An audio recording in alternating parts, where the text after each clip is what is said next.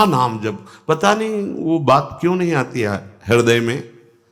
अरे चोरी चोरी भजन करने का, कोई देख न ले, कोई जान, अधिक से अधिक नाम जप, अधिक से अधिक साधन पथ में, जितेंद्रियता, सौम्यता, धैर्य, ये सब सद्गुण आने लगेंगे। मान लो हमारी बात, भजन में ऐसी प्रीति करो कि चोरी चोरी अधिक से अधिक हम भजन कर ले, कोई जान न पावे।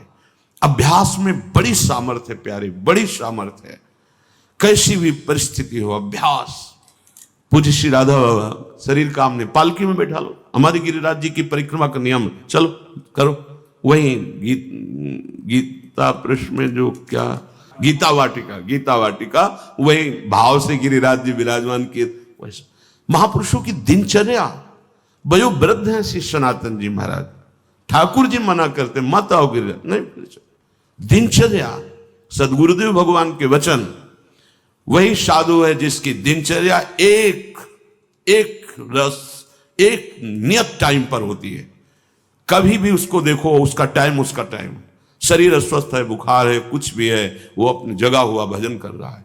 हम ये थोड़ी कि बुखार को लिए बैठे रहे कि जब उतरेगा तब भजन करेंगे, तब दिनचर्या नहीं चल पा रहे, चलो हरी इच्छा पड़े भजन करें। जिस समय सोना उसी समय आंख मुनेगी, नई जगे हुई भजन करे।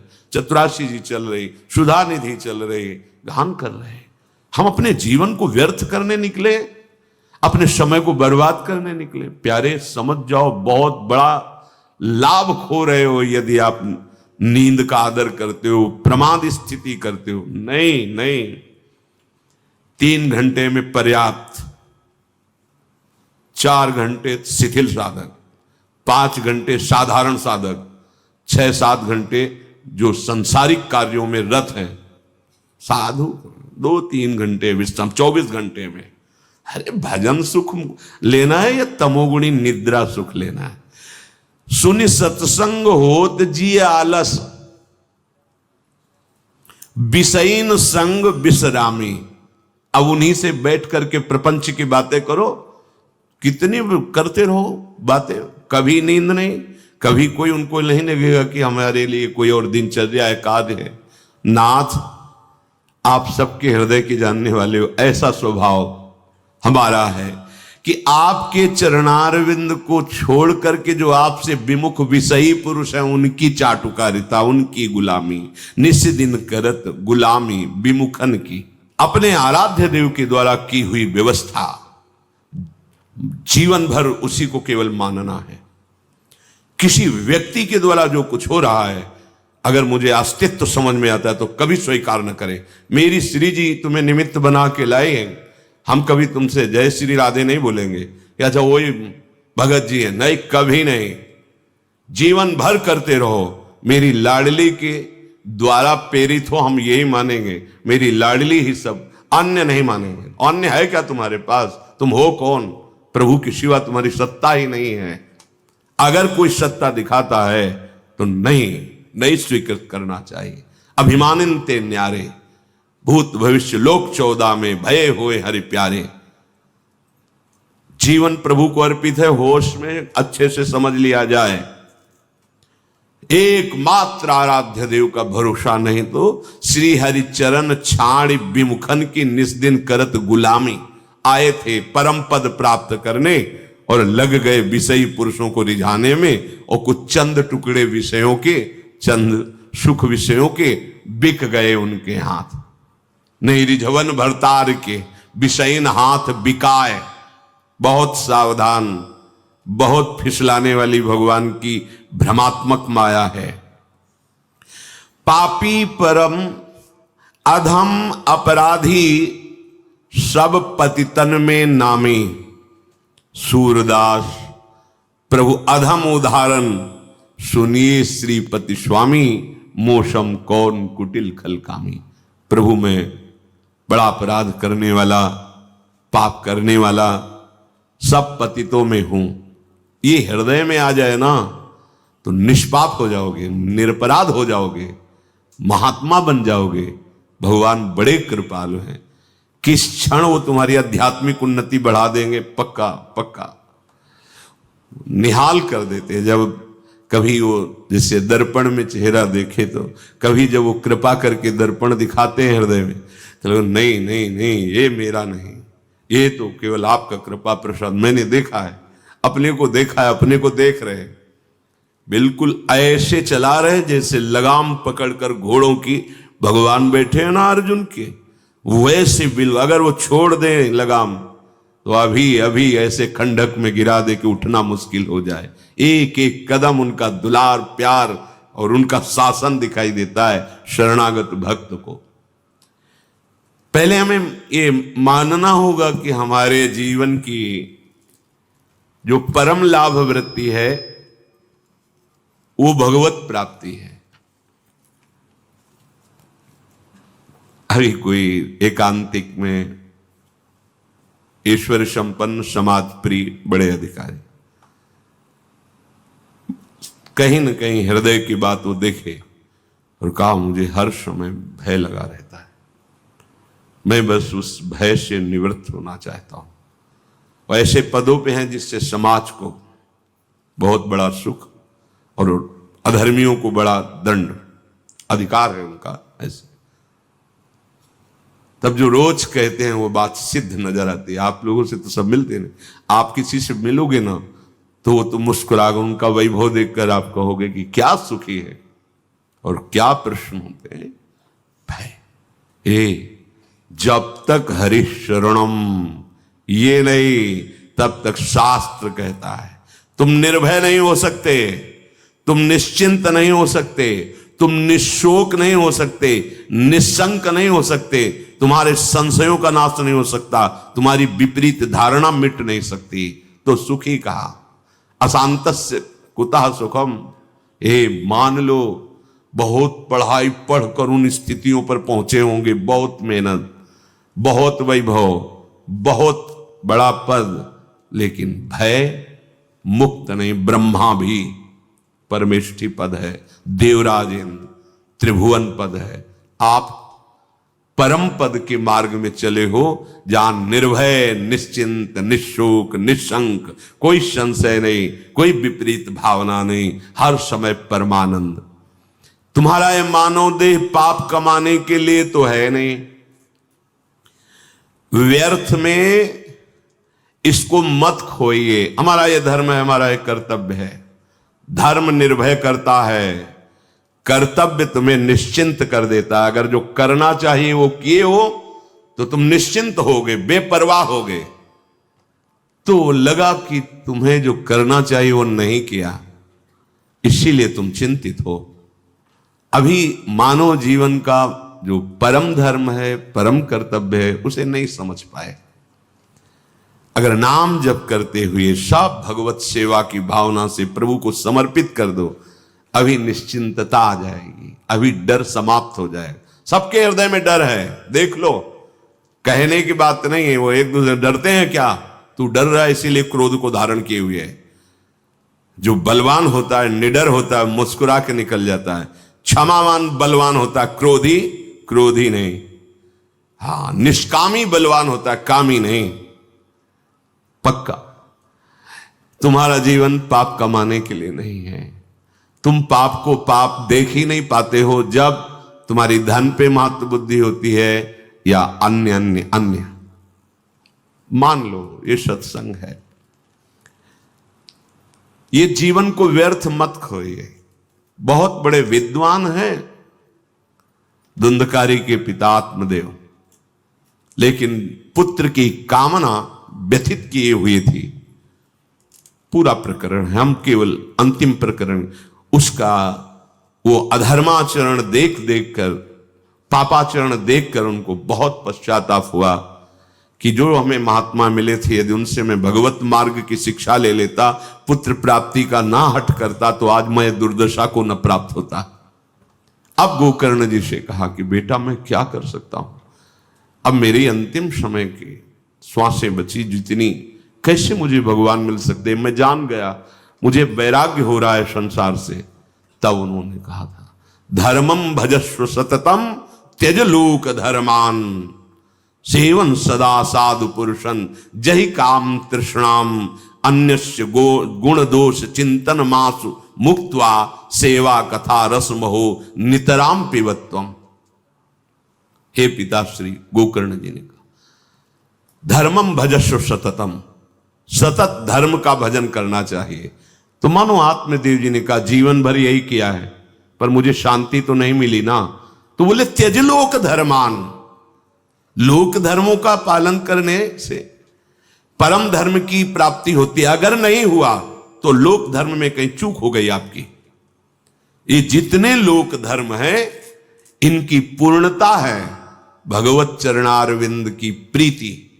नहीं तो सो सब धर्म कर्म जरि जाओ, वो धर्म कर्म में आग लगे जहां भगवान के चरणों की शरणागति नहीं, भजन नहीं, प्रेम नहीं।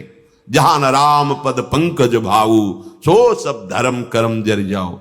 इसीलिए श्री भगवान भी कहते हैं, सर्वधर्मान परित्यज्य माम एकम शरणम ब्रज। ये परम धर्म है भगवान की शरणागति, भगवान का भजन। धर्मम भजस्व सततम, कौन से धर्म का सतत भजन करें? बोले, त्यज लोक धर्मान, लोक धर्मों का त्याग करके सावई पुंसाम परो धर्मो, परम धर्म वही है जिसमें अधोक्षज अच्युत भगवान श्री हरि के चरणों की भक्ति हो। त्यज लोक धर्मान, बोले लोक धर्म का त्याग करके भागवत धर्म, प्रेम धर्म, परम धर्म में स्थित होने की मेरी सामर्थ्य खो गई है। तो बोले, एक जगह ये सामर्थ्य प्राप्त होती है, सेवन सदा साधु पुरुषन।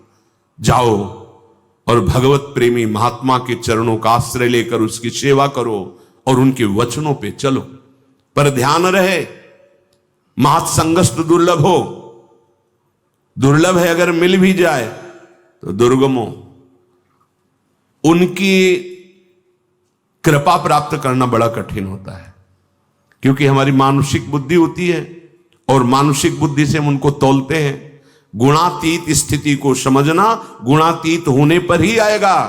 आप गुणों में हो, गुणातीत को नहीं तौल पाओगे, नहीं जान पाओ। इसलिए दुर्गम कह दिया गया। बहुत दुर्गम है महापुरुषों से कृपा ले पाना, और अगर निर्वाह कर ले गए तो अमोघस्य। तो बोले, क्या दुर्गमता होती है?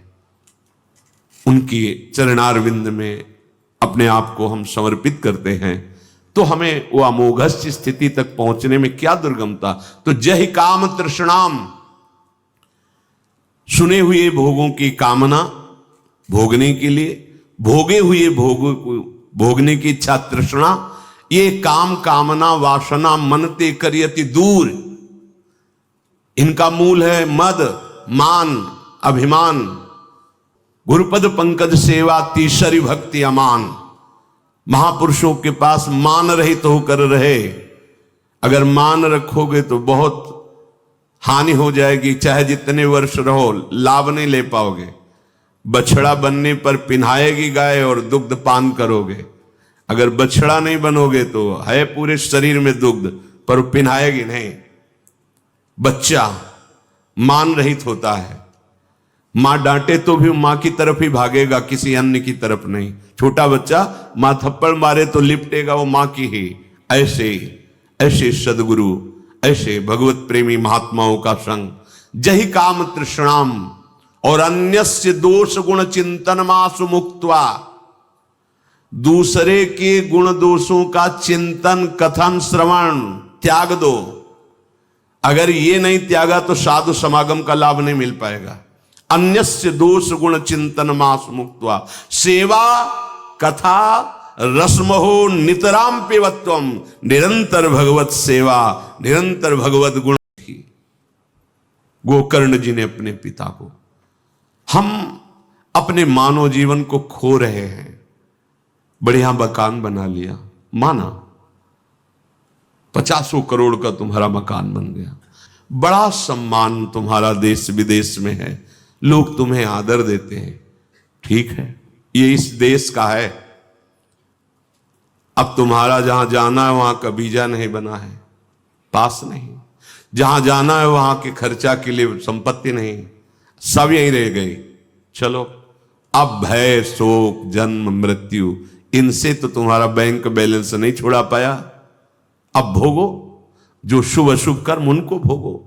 अगर बीच बीच में सत्य कमाई कर लेते, राधा राधा राधा, तो ये जाएगी आपके साथ, ये आपको पास दिलवाएगी प्रिया प्रीतम के समीप जाने का। राधा राधा, जैसे कोई मार्ग में, ऐसे तो सबको प्रणाम करते देख, जब कोई राधा राधा राधा एकदम हृदय आह्लादित हो जाता है, पास बन जाता है, ये अपना प्रिय लगता है।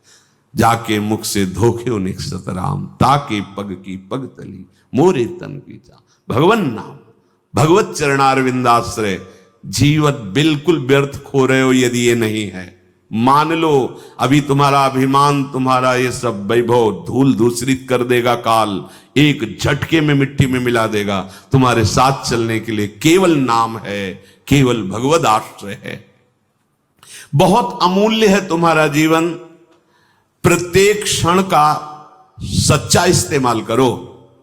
राधा राधा राधा, खूब उस कर्तव्य कर्म करो, इससे हल भी जोत सकते हो। राधा राधा कहते हैं व्यापार, नौकरी, बड़े बड़े कार्य जब युद्ध किया जा सकता है तो और क्या बात।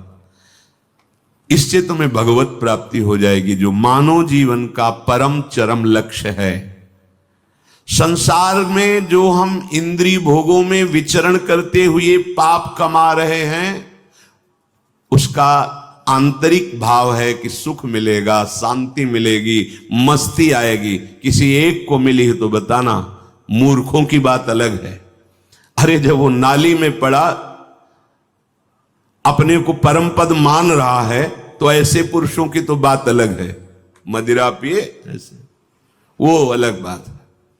लेकिन जो बुद्धि रखते हो तो सोचो, आज तक मस्ती मिली, आज तक तुम्हें वो मस्ती, एकदम अद्भुत आनंद जो कभी टूटे ना, कभी छूटे ना, नहीं मिली। शांति मिली, नहीं मिली। सुख मिला, नहीं मिला। तो कर क्या रहे हो? कमाई किसकी कर रहे हो? हर कार्य इसी भाव से तो कर रहे हो कि सुख मिलेगा, शांति मिलेगी, दुख मिटेगा, लेकिन नहीं हुआ। इसका मतलब सही मार्ग नहीं है। तुम जीवन को व्यर्थ कार्यों में लगाते लगाते व्यर्थ हो गए हो, व्यर्थ का जीवन रह गया। देखो तुम्हारे संस्कार कितने गंदे हो गए। मन वही विषयों का चिंतन, वही विषयों का चिंतन। उन संस्कारों में इतनी दम है कि तुम्हारी अगली योनि पक्की। ध्यान दो, बार बार वही भोग, वही भोगों का चिंतन, वही धन, वही वैभव, अगला योनि पक्की, तुम्हारी जन्म पक्का। भगवान की स्मृति तो कभी पकड़ी नहीं, भगवान की स्मृति से संबंध बना नहीं, कभी कोई ऐसा साधन नहीं किया जो व्यर्थ ना हो जाए। मान लो पुण्य इकट्ठा किए, बहुत पुण्य आत्मा हो, तीर्थों स्नान किए, बड़े बड़े दान करते हो, और एक भक्त की निंदा कर दी, सब खत्म। लेकिन आपने 10 बार राधा राधा कहा है। अब कोई भी अपराध बन जाए, हां भक्त निंदा करोगे, प्रभाव नहीं दिखाई देगा, लेकिन वो जमा है आपका, उसको कोई नष्ट नहीं कर सकता। वो ऐसी जगह आपका साथ देगा जहां कोई साथ देने वाला नहीं। नाम अविनाशी है, कोई भी अपराध नाम को नष्ट नहीं कर सकता, नाम के प्रभाव को रोक देगा, ये पक्का है। अगर आप बस वैष्णव अपराध करते तो नाम का प्रभाव आपके हृदय में नहीं पड़ेगा, निर्विकारता, आनंद, शुद्ध ज्ञान ये नहीं प्रकट होगा। इसलिए सावधान, नाम ही एक ऐसा है जो आपके साथ जाएगा, सुरक्षित है। क्या तुम इतना सुंदर मानव जीवन पाकर इतनी बड़ी हानि बर्दाश्त करोगे? तभी पछतावा होता है अंतिम समय। एकदम चेतना आती है, अरे जो वादा किया था प्रभु श्री की इस देह में भजन करके आपको प्राप्त, वो तो हुआ नहीं, जीवन व्यर्थ चला गया। जो हानि हुई उसकी पूर्ति तुम्हारे जीवन भर की कमाई से नहीं होने वाली, सब यही रह गए। अरे बहुत मूढ़ता है। अब तो बैंक है, लॉकर है, पहले दीवालों में गाड़ देते थे और लोभवश बताया नहीं, मर गए। जब दूसरे कोई दीवाल खोदते उनको देखा घड़े में भरे हुए आभूषण, स्वर्ण सिक्के, कभी वो ना तो धर्म में लगाया, न भगवत सेवा में, न खुद खा सके। कैसी मूढ़ता। इसलिए एक प्रार्थना सबसे है, तुम अपने जीवन में जैसे जी रहे हो, जो कार्य कर रहे हो, कर्तव्य कर्म, उनसे हटने की बात नहीं कही, उनमें एक कार्य और जोड़ लो, नाम स्मरण, नाम जप। कितना सरल सहज है। प्रत्येक छोटे कार्य हो या बड़े कार्य हो, उनको भगवान को समर्पित करो और नाम जप करो, इससे तुम्हें भगवत प्राप्ति हो जाएगी। आगे चलकर देखोगे नाम तुम्हें पकड़ लेगा, तुम्हारे अंदर निरंतर नाम चलने लगेगा।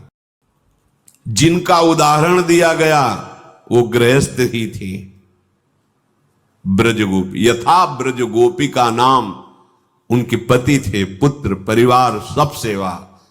इसीलिए बड़े बड़े परमहंस वैरागी उनकी चरण धूल की वंदना की। क्या?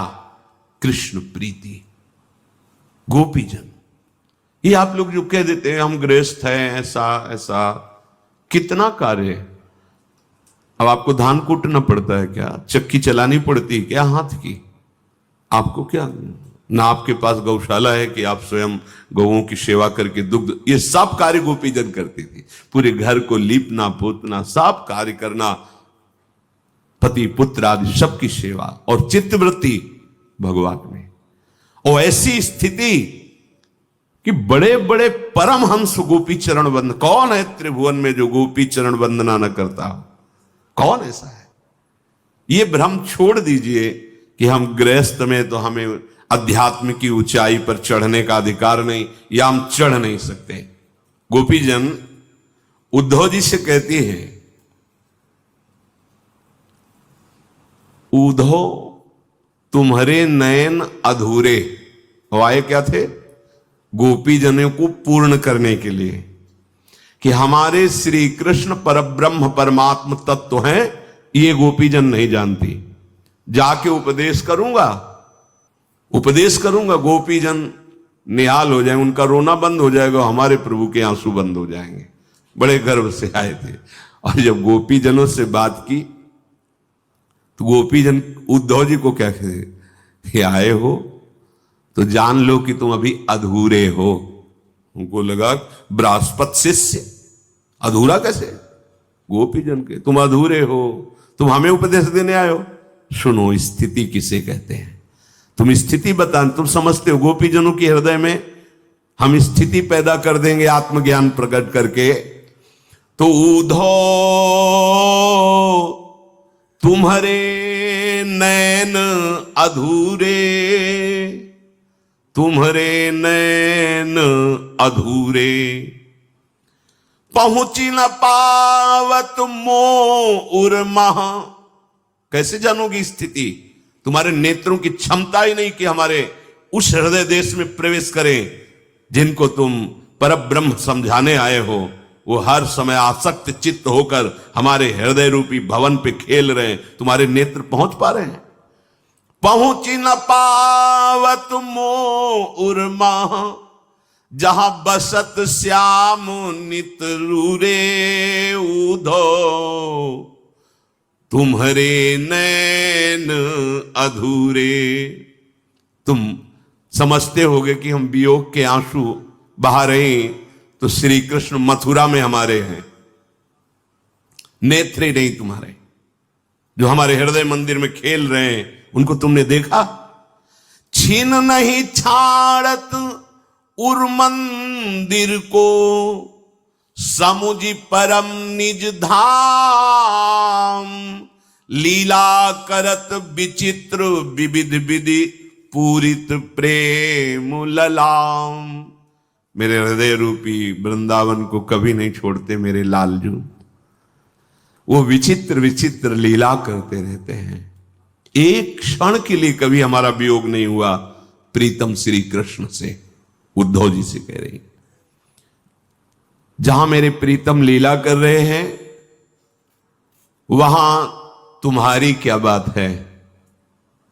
ब्रह्मा का भी प्रवेश नहीं है, ब्रह्मा की भी दृष्टि वहां नहीं जा सकती। तहां न प्रवेश करन पावत को, विधि हर सुर सिर मोर। सुख दुख भुक्ति मुक्ति, नहीं ज्ञाना ज्ञान रहित तेहि ठोर।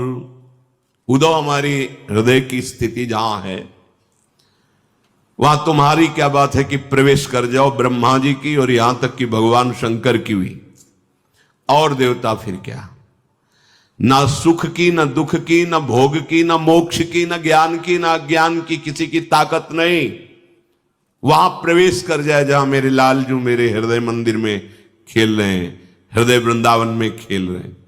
आप कहोगे महादेव जी, तो महादेव जी गोपी वेश धारण करके कुछ समय के लिए रास भर में प्रवेश हुए, अन्य लीला विलास में नहीं। जहां गोपी वृंदावन एक बार आया है वर्णन कि महादेव जी गोपीश्वर होकर वहां रास में, लेकिन विलास में यहां तो निरंतर रस विलास नहीं। गोपीजन कह रहे कि विधि माने ब्रह्मा, हर माने महादेव, सुर सिरमौर अर्थात देवराज इंद्र या बड़े बड़े लोकपाल, और ना किसी लोक परलोक के सुख का प्रवेश है, ना दुख का प्रवेश है, ना भुक्ति का अर्थात भोगासक्ति का प्रयोग, और ना मुक्ति का प्रवेश है, ना ज्ञान का प्रवेश है, ना अज्ञान का प्रवेश। ये गोपी हृदय